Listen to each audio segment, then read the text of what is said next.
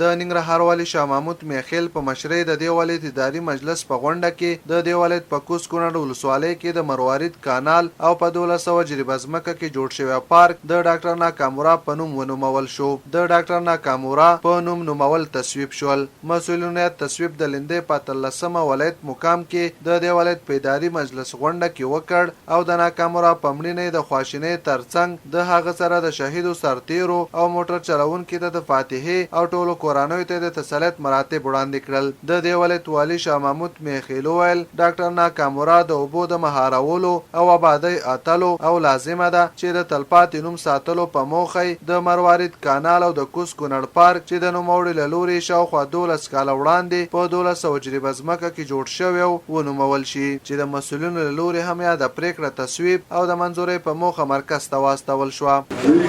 ماته د سره چې د کانال سفر لري دا د دې په نوم شو د جلمات جمهوریت څخه په هدایت باندې او هلته به یو څه وتاکنه هغه جوړ شي چې خلک ګوري او په خپل او د پارک چې کوم یو دی په رسمي شکل باندې هغه مراحل باید تیر شي او د دې په نوم شو نه د اداري مجلس په دې غونډه کې همداراز د افغانیو د رواجولو په موخه هم اړوند مسؤلینو ته جدي لارښوونې وشوې. پریکړه وشوه چې د سړک غاړې د اسعارو د تبادلې بکسې به ټولې د بېلابېلو توکو ترڅنګ به د کرایې نرخنامې ترتیب او د افغانیو د رواجولو په برخه کې به جدي اقدامات پیل شي. درې شیان زیات مهم دي نه پاره یو دا چې صرافۍ باید د وړې صرافۍ صرافانو دغه انتقال شي چې خلک لاسرسي د فتن د مرکولو پیسو لپاره ولري. یو مسله ده. دویمه مسله د نرخنامې وه ښاروالي نرخنامه باید په کم قیمت باندې تعین کړي یعنې چې تر څو ولس ته پکې ګټه داسې نه وي چې دا تبادله د ولس په تاوان وي. نرخنامه باید په کمه سطحه باندې شي که فرضاً حتی یو 15 روپۍ په یو شي کې کمې وي ولس ته ګټه پکې بیا ولس هماغه استعمالوي. درېیمه مسله د ترانسپورټ کرایه وه هغه هم باید په کم قیمت وي. نو